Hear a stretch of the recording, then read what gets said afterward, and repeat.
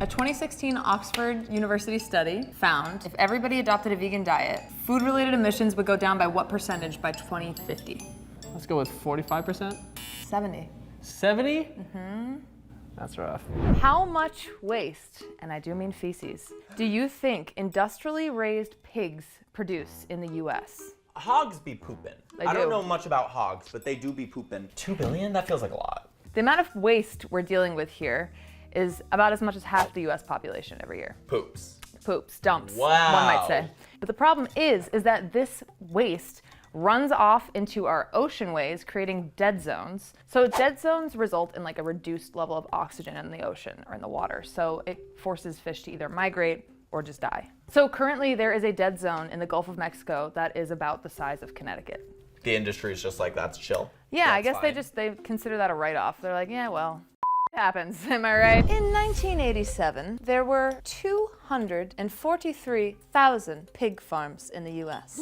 How many pig farms do you think there were by 2017? 243,000. I'm so not good at math. 10 million? 66,000. Perhaps you're thinking, oh great, Wait, less yeah, because pigs. they went down. Right. Wow. But okay. no, even though there are fewer actual pig farms, the count of pigs has increased by 20 million. So less space, more pigs. Oh, no.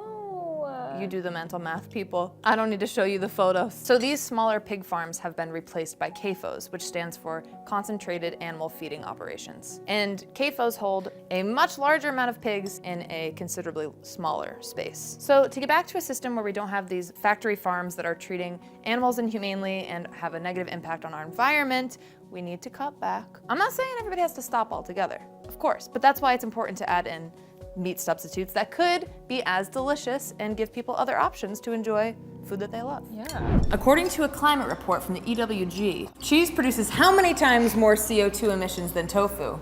2. 7 times.